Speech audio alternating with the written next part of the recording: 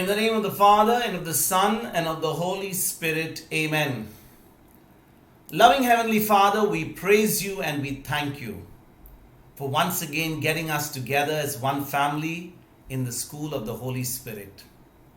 Spirit of God, today as we sang that song, we shall soar above the clouds with your Spirit. And today, Lord, as you teach us the word, help us, Lord, like that eagle that flies above its storm and truly enjoys the storm as it goes above the storm. And you have created each one of us like those eagles who can fly over our circumstances, who can fly over our situations and problems and live victoriously through your word and through your Spirit. Today, Lord, as you teach us, Spirit of God, take complete control of this class. Take complete control of all our faculties. As I share the word, take complete control of my voice, my tongue, my lips, my vocal cords. Nothing of me, everything of you. And help us, Lord, to understand the word. Make this teaching absolutely easy and practical, so that as we apply all that we are learning in our day-to-day life, as we do the word, as we obey the word, as we apply every revelation and every truth that we are learning each day, by dying to self to do your word, help us to live victoriously. In Jesus' name we pray. Amen. So a warm welcome to you, my brothers and sisters, once again. Yesterday, we talked about developing an attitude of affection. And what is affection? It is all about our love for the Lord. And we saw yesterday that there are about 3 things that we actually discussed of how we can actually lose that affection for the Lord. We can actually stop ourselves from receiving everything from the Lord. And what are the 3 things we learned yesterday? The first thing we saw is when we serve God with a grudging attitude, with an ungrateful attitude, our provisions from Him are blocked in our life. It is not God who's going to block our provision. He's a God who loves us. He's a God who pours His rain, He pours His blessing on the good and bad alike. But when we begin to have an attitude of grudging, when we have an attitude of murmuring, we have an attitude of complaining, we have an attitude of always fault finding, we are always going to open the way for the devil. The devil is going to come and steal and destroy our life. And we ourselves, because of that offense, we are going to block everything that God wants to pour into our life. What is the second thing we saw?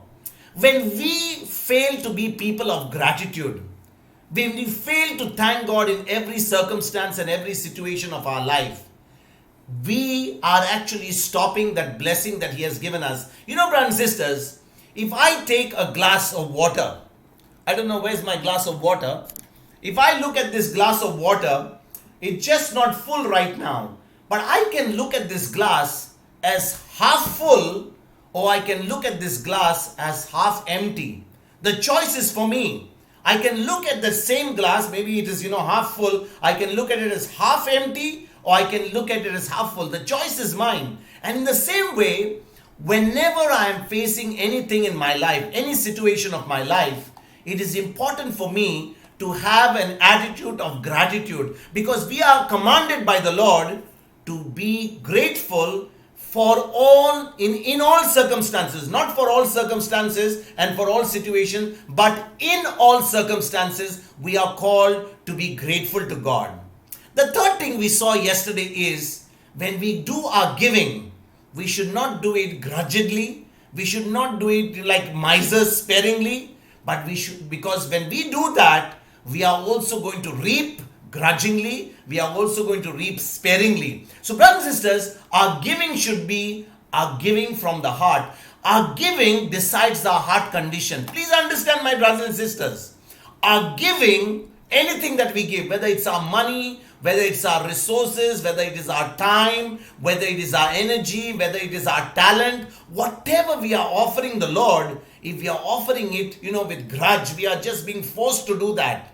For example, in this class, we have got 3 beautiful children, Aston, Velonia and Valanka, with their mother, sister Sukurina. Every day they come and they share, they lead us in praise and worship. Now, if they can want to do that, they could do that with grudgingly, just half-heartedly, just to please their mother, or maybe now they are committed to this class. What will somebody say if they don't come? But they can take an attitude is, this is what we are doing for the Lord. We love Jesus. We are doing it for Him. And because we love Him, we are going to give Him our voice. We are going to prepare the songs. We are going to sing in harmony. We are going to give the Lord our best. And brothers and sisters, they are doing it with all their heart. They actually prepare the song. Each one of them is eager. Each one of them is, excited each day to come and share and to give their glory to God through their singing and through their voices. And brothers and sisters, when we do that with joy, we do that without grudging, without sparingly. God sees that attitude. God sees that nature of us, and He now allows us to get multiplication in our talent. So whatever we are sowing, we are going to reap it 100-fold. If you sow your resources, you are going to receive it 100-fold. You sow your time, you are going to receive 100-fold time. You sow your love, you are going to have a return of 100% of love. Whatever we sow, we are going to receive it back as a harvest. So brothers and sisters, God is always concerned about the condition of our heart. Please understand this.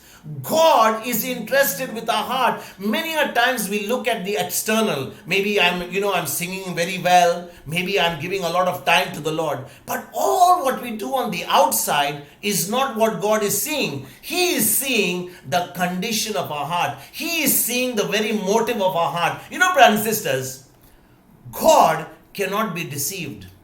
Galatians 6:7 says, do not be mocked, do not be deceived. Don't try to be smarter than God. What you sow is what you're going to reap. What you sow is what you're going to reap, because God knows our hearts. He's our creator. If you ask an Apple phone manufacturer about the Apple phone, he will tell you every part of it, because he's the manufacturer. He knows what part is for what. He knows where the camera circuit is. He knows where everything is. And any phone manufacturer will be able to tell you what exactly is that component of that particular phone. In the same way, my brothers and sisters, God is our creator. God is the one who has made us, and He knows every bit of us. But the question is, He wants us to give our heart to Him. And He examines our heart, and He is concerned about our heart condition. He examines why we do what we do. Please understand, it's not what we do. He is interested why we do what we do. Brothers and sisters, God is more concerned of our motives than the very thing we are doing. I will give you an example just to show you what a bad motive can really be so bad. A bad motive, even though the action is right. Many years ago, I remember a family where the mother of that family, she was left all alone. The children had gone all over the place. They were all out of the country, and she was living all alone. And it so happened, one of her niece was very far away. She came there to her house and she says, Auntie, I'm so upset that you are all alone. You got all my cousins are there, your children are there, but they have all left you. Can I come and stay here with you? I can go to college from here, and I'm going to look after you. And the poor lady, she was so happy that her niece had made the sacrifice to come and stay with her. But brothers and sisters, this niece had not come because she loved her auntie. This niece had not come to serve her auntie. She had come because she was looking for an opportunity so that she could really, influence the auntie to give her something, to influence the auntie to bless her with something. And what happened over time? A few years later, as she began to look after her auntie, all the children were away. They were all happy that their cousin was looking after their mother. This girl, she managed to influence her aunt, made some documents about the property, what she had, and transferred the whole house in her name. My brothers and sisters, do you think that her motive was right? To the eyes of everybody, that what she was doing was very good. It was so nice to everyone, even her own children, even to this mother. But slowly but surely, the very motive of her doing all that good was exposed. She got that aunt of hers to write the whole property in her name, And eventually the children were left with nothing, and she managed to take everything. By then the auntie had passed away, and she had all the property which her auntie had in her name, because she got the auntie to write the will in her name. And my brothers and sisters, the motive of what we are doing is so very important. Maybe that niece got all the property. Maybe the children of that lady did not get anything. But would that property that she got bring peace to her? Would that be the right thing that she did? Surely not in the eyes of the Lord. So many a times, brothers and sisters, God is more concerned with our motives. He is not interested with the things we do. Let me take you to Proverbs chapter 16, verse number 2. Proverbs chapter 16 verse number 2, and see what the word of God says talking about our motives. All one's ways may be pure in one's own eyes, but the Lord weighs the spirit. Brothers and sisters, there is another version which is in the NRSV version. It says, you may think everything that you do is right, but the Lord judges your motives. You may think that everything that you are doing is right, but it is finally the Lord who judges your motives. Please understand, brothers and sisters, this God is our creator. He knows every little bit of us. He knows us inside out. And if we can give our heart to Him, if we can surrender ourselves to Him, He is the one who's judging our every motive. My brothers and sisters, God wants our affection because it is an expression of our love for Him. God wants us to love Him. He wants us to show affection to Him because of the sacrifice that He did for us. First and foremost, for us to show affection to the Lord, it will never be possible unless we ourselves have received the affection of the Lord, unless we have received the Spirit of God, unless we have experienced His love. And brothers and sisters, He doesn't want you and me to be a burden. He doesn't want us to be a burden. And He doesn't want Himself to be a burden to us. God doesn't want us to look that way. People who view God as a burden will experience lack in their life. Please remember this. Anyone who views God as a burden, oh my goodness me, today I have to go to church. Today is Sunday. Oh, I have to say my rosary. Oh, I have to read my Bible. Oh, I have to go to that Bible study. Oh, I have to go to that retreat. I have to sit and pray. If ever you are looking at that as a burden, God is going to be not upset about you, but it's going to bring lack in your life and in my life. Brothers and sisters, God desires us to serve Him and obey Him because we love Him. Please remember this. If we are going to serve the Lord and we are going to obey Him, the root and the motive of our serving the Lord and loving Him should always be motivated by love. Please remember this. If you can write it in your notebooks in capital block letters and remember this every day of your life, God desires us to serve Him and obey Him because we love Him. Now, brothers and sisters, this is what you and I can do. Let us look at ways how we can grow in our affection with the God. Let us look at ways how we can benefit from all that we want to receive from the Lord. Please understand, God wants you and me to prosper in this world. In fact, it blesses the Lord that He wants you and me to live a great life, an anointed life, an abundant life. He wants us to live the best on this earth. Now, I want to take you just for a moment before I talk about this scripture from Isaiah chapter 1, verses 19 and 20. I want to take you back to Genesis, what we saw in this week. In the book of Genesis, God created the heavens and the earth, the moon, the stars, the trees, the animals, everything He created in 5 days. And on the 6th day, He created Adam. So He did not want Adam to work. He did not want Adam to sweat. All that He did for Adam was He kept everything on a platter, so to say. He kept a buffet ready and He said to Adam, Adam, this land belongs to you. Enjoy the land. Enjoy every fruit of this land. Enjoy everything that I prepared for you. So God wanted man to enjoy everything that He had prepared for him. And brothers and sisters, when we go to the book of Isaiah chapter 1, verses 19 to 20. Let us read that. Let us read to Isaiah chapter 1, 19 to 20. If you are willing and obedient, you shall eat the good of the land.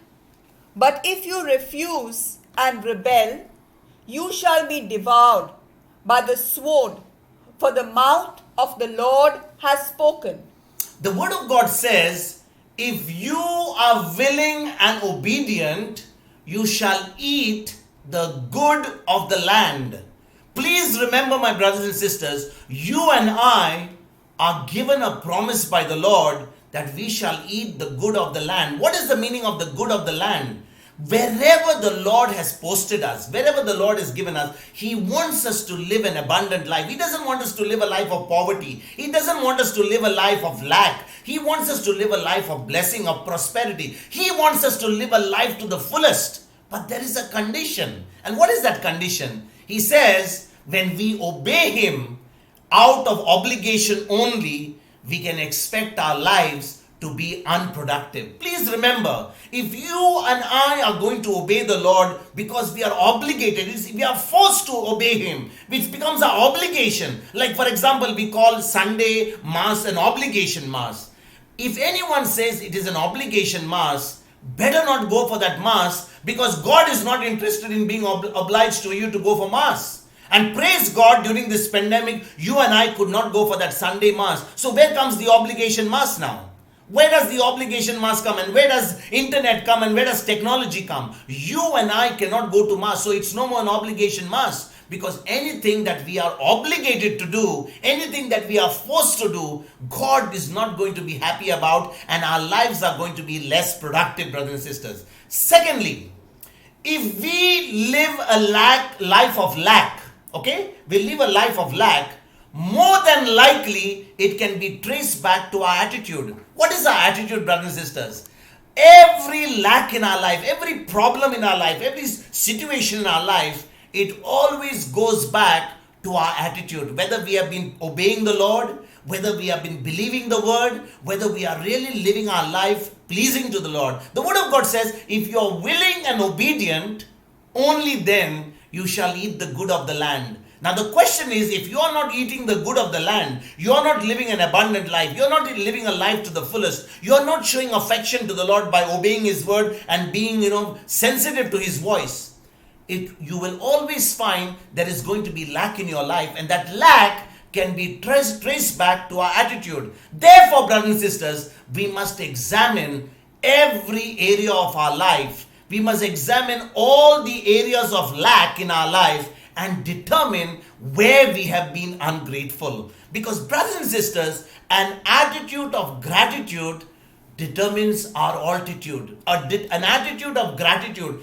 Every time we are grateful to the Lord, every time in the midst of even our situation, negative thing, we are grateful to the Lord, not for the situation, but grateful to Him that in spite of that, we are still alive, we are breathing oxygen, we are having a good life. Maybe we are not having a biryani to eat, or maybe we are not having a very exotic meal to eat, but we have food on our table, we have a bed to sleep, we have the peace of mind. And when we show gratefulness to the Lord for whatever little He has given us, God can expand our capacity to receive from Him. God can in fact make our capacity, as I said to you yesterday, He can make us so much, our volume to receive from Him so big that we can receive every good thing from Him. Again, we must make the correction by asking God to help us and change our attitude. Please understand, brothers and sisters, our God is a good God. He's not angry when we have got a bad attitude towards Him. He's not angry when we are ungrateful to Him. But He wants to help us, because when we show gratitude to Him, we are throwing the enemy out of our life. We are kicking Satan out of our life. We are not letting his murmuring and complaining and all his lies to influence us, influence our words, influence our actions. The moment we begin to show an attitude of gratitude, we'll show an attitude of humility. We will show an attitude of obedience. We will show an attitude of being willing to do what God wants to tell us. And my brothers and sisters, when we come to the Lord and we ask Him to help us, He will help us to make the correction so that we can change our attitude, and now we can receive every good thing from Him. The second thing that we can look at as a correction,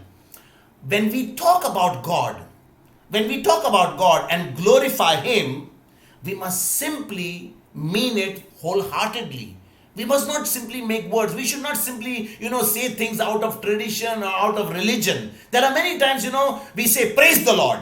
We say sometimes, hallelujah. God bless you. Sometimes we just open our mouths and we keep on putting our hands out and we raise our voices and say, hallelujah, praise the Lord. You are a wonderful God, beautiful God, wonderful God. We give all the words that we're there. Are we really speaking those words from our heart? Are we really believing the words that we are talking? So when we talk about God and we come into His presence in worship, we must mean every word that we say. When we sing the words, there are so many times we sing beautiful songs. Are we just singing songs like pop music or rock music with some guitar and with some keyboards? Are we just singing songs, or are we really meaning those words from our heart? Are we just going to say it because we hear these songs in the church? We hear these songs in the in church choirs, and because we have heard that over and over again, we have become familiar with that. When we begin to sing songs, meaning every word from the bottom of our hearts, we won't allow simply, to speak words because of tradition, because we have been, pushed into remembering these words like poetries that children learn at a young age. They learn nursery rhymes. It's not about that, my brothers and sisters. It's all about when we talk about God, we must glorify Him. We must mean every word. We should show that integrity with our words and with our action. Let us go to the Old Testament prophet Malachi chapter 2 verses 1 to 4. Malachi chapter 2 verses 1 to 4. Let us read that. And now, O priests, the command is for you.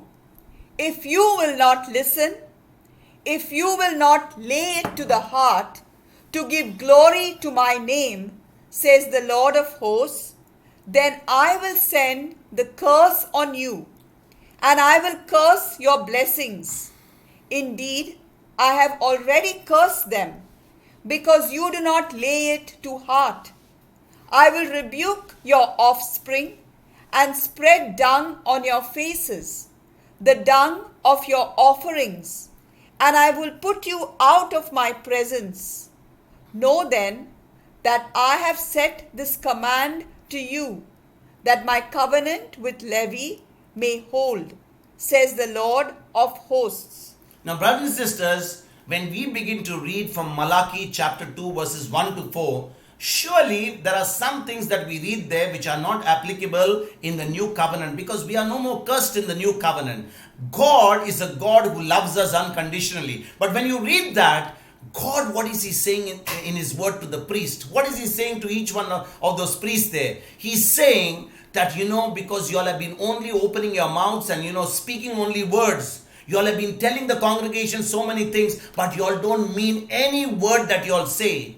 You all are just doing only lip service. Are you all really living that word that you all are speaking? That word that you all are proclaiming, is it really any meaning to you? Or is it only for the congregation? Or is it not for you as well? And He's saying, because you have failed to be the shepherds that I need you to be, you have failed to really go and be the people that you need to be for my children, you all have failed to be the persons that I want you to be, I am going to bring the curse upon you. Brothers and sisters, in the new covenant, God is not going to bring a curse, but the warning is very simple. If we are not going to be people of integrity, we are not going to be people who mean what words we are speaking. We are only doing lip service, and lip service is not what the Lord is interested. He is interested in the condition of our heart. If we can only say one word, Jesus, I love you. And when I say, Jesus, I love you, you don't need to make a prayer for 1 hour and sit in and, start praising God for 10 hours. It's not going to be, but the moment you say, Jesus, I love you, you have made that decision to obey His word. You have made that decision to make His word the final authority in your life. And brothers and sisters, God is interested in your motive and my motive. We must examine our motives. Please understand, we must examine our motives of what we do and why we do that. The word always works. Please understand, God's word will always work, because we saw that God is always faithful to His word. If you feel it does not work for you, you need to examine the issues of your heart. when we begin to see that the word is not working for us, although God's word is an incorruptible seed, it will always give results. But if your motive is not right, if your condition of your heart is not right, if you have unforgiveness, you have bitterness, your motives for loving the Lord, your motives for coming in His presence are not right, brothers and sisters, the word can just not work for you because the soil of our hearts is not good. And it is the soil of our hearts that decides whether that seed is going to bear the fruit, whether we are going to see God's glory in our life. You know, brothers and sisters, our affection towards others is an indication of our affection towards God. Please remember this. Our affection, our love for others is an indication of our affection towards God. We may always say to God, I love you. We may sit there with the Bible. We can pray so many rosaries. We can go to so many Eucharistic celebrations. We can go and do so many spiritual exercises, fasting, praying, and everything. But brothers and sisters, if our relationship with God by obeying His word is not right, it will definitely reflect on the horizontal level, and it will show us that it will give us an indication of our affection, of our relationship with God. So our affection towards others is a test, or it is like a reality check whether we really have that affection for the Lord. Because when we do not love the Lord, when we do not obey His word, definitely you can be sure, brothers and sisters, our relationship on the horizontal level will be affected. Just go and check in your life. Every time you have a relationship problem, whether it is with your spouse, whether with your children, whether with your parents, whether with your in-laws, whether with your brothers and sisters, whether with the community, anywhere you go, the reality check for our relationship will always go back to our vertical relationship with the Lord. And when it is not right, we have never been obeying the Lord, we have not been doing what His word says, it will reflect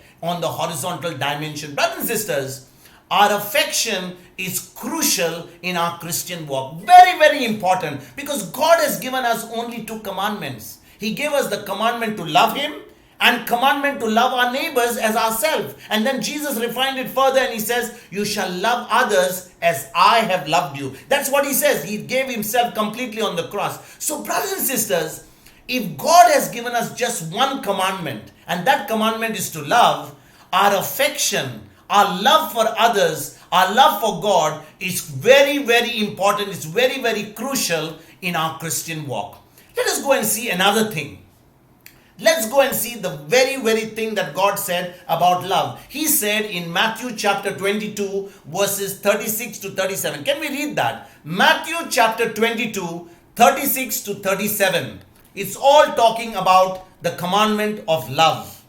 Teacher, which commandment in the law is the greatest? He said to him, you shall love the Lord your God with all your heart, and with all your soul, and with all your mind. You know, brothers and sisters, the man who came to ask Jesus this question, the man who came to ask Jesus was a scribe. He was a Pharisee. He was not a person who had come to Jesus in order to know whether that commandment, what Jesus would say, was going to be something that he was going to listen to and take action. He had come with the intention to trap Jesus. The motive of asking that question was not right, because he wanted to trap Jesus to find out what were Jesus' views on the law. And the law very clearly said, you shall love the Lord your God with all your heart, with all your soul, with all your mind, with all your strength, and with everything that you have. There is nothing, brothers and sisters, that we have to hold back in our love for the Lord. That means when we come to the Lord, we give Him 100%.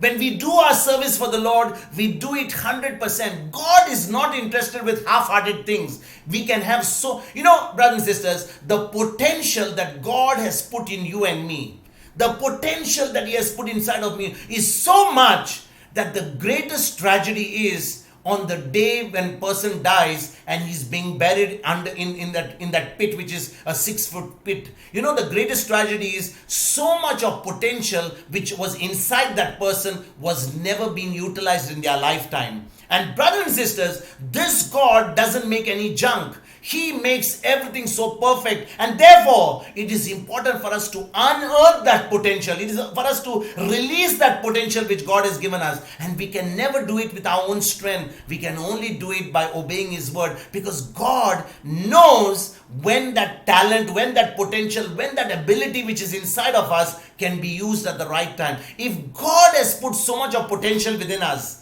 and He is asking us, you shall love the Lord your God with all your heart, with all your soul, with all your mind, with all your strength, and with everything that you have. Surely there is a reason for that. Because when we do that, my brothers and sisters, God is going to open up all that potential inside of us, and He's going to give us His wisdom. He's going to show us everything that He has for us. Let us go and see another Old Testament scripture in 1 Kings chapter 3 verses 3 to 5. In 1 Kings chapter 3 verses 3 to 5, this is the story about Solomon. You know, Solomon became king after his father David. And when Solomon became king, he was a very young lad. He was not, in fact, mature enough to be the king. But the one good thing about Solomon was he was a man who loved the Lord. When Solomon started his journey with the Lord, he loved the Lord. He was trained by his father David. He loved the Lord. Let us see what it says in 1 Kings chapter 3 verses 3 to 5. Let us read that. Solomon loved the Lord, walking in the statutes of his father David.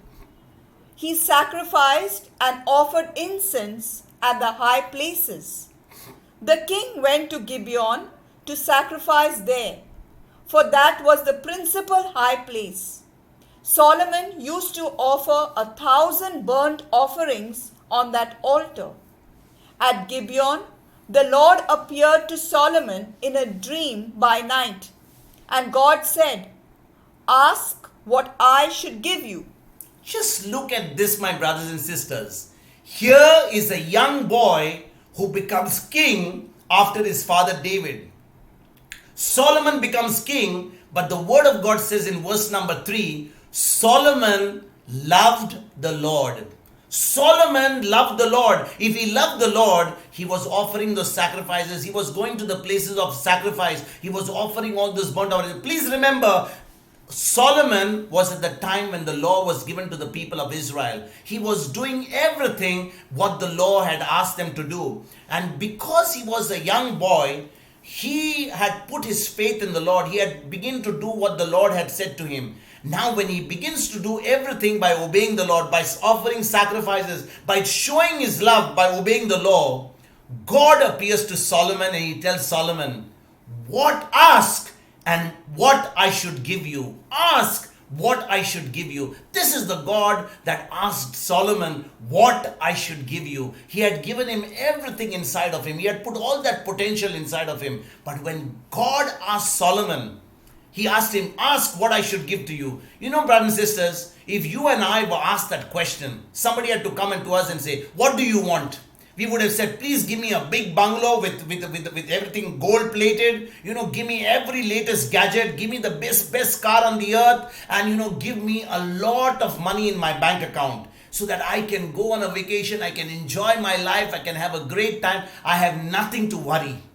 I don't know how many of you would want to think that, but I believe now, brothers and sisters, now that you're coming to Bible class, now that you're hearing God's word, maybe your requests will be far different. But here is a man, a young boy, who's not even mature enough, but he asked the Lord, when the Lord asked him, what can I give you?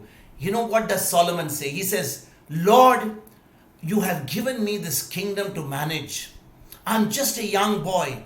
Can you give me wisdom so that I can rule your people? Can you give me wisdom so that I can rule your people? And brothers and sisters, we read further in this verse in 1 King chapter 3.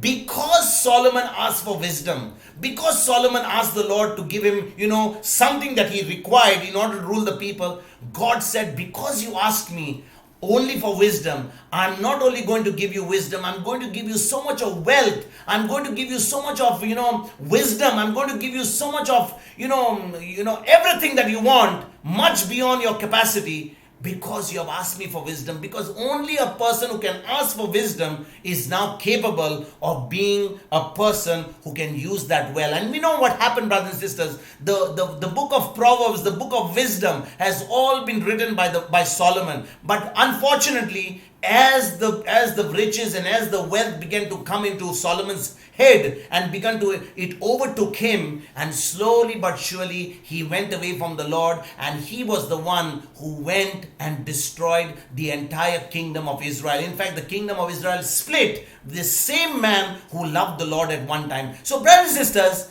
at the beginning of his kingdom, Solomon sacrificed unto the Lord greatly. He offered the Lord generous amount of sacrifice on the altar of the Lord. Solomon was a very obedient person, exactly like his father David. You know, brothers and sisters, the word of God says that we just read, he walked in the statutes of his father David. God told David, God had said David was a man after his own heart.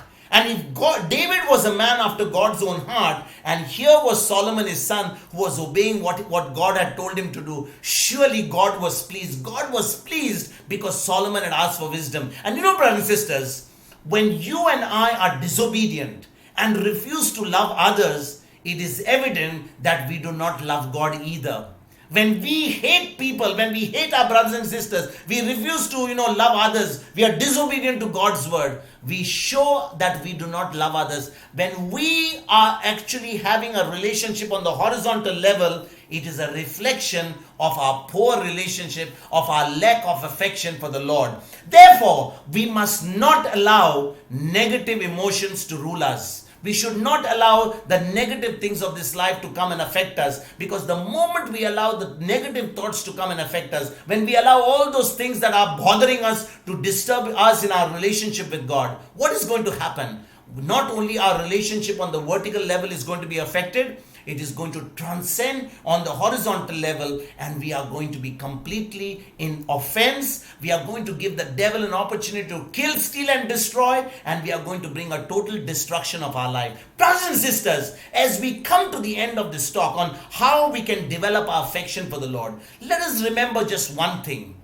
If you and I are supposed to develop our affection for the Lord, are we going to develop it each day of our life? Let us make this our one goal. From today right itself, that the word of God is going to be our final authority. Let there be anyone who comes in my life, let there be anyone who's going to give me whispers, let the devil come and whisper lies and deceive, I am not going to take any action on that. But when the word of God is spoken to me, I'm going to take the word of God, obey the word of God, do what the word of God says, unearth the potential which God has put inside of me, love the people around me in spite of every negative thing that is going to in my life, and you and I are going to see God's very best in our life. We are going to live the abundant life that He has promised us. Brothers and sisters, as we come to the end, let this be our prayer, that we are going to be people of God. We are going to live for our Lord. We are going to allow Jesus to rule our life. And when we go out, it is no more I who live, just like St. Paul says, but it is Christ living in me. The love that Christ has for me is what I'm going to share with others because of that love that I've received from my Creator and my God. Let us pray. Father in heaven, we thank you and we praise you for giving us an understanding of how we can develop in our affection for you, Lord. How we can develop our attitude of affection towards you.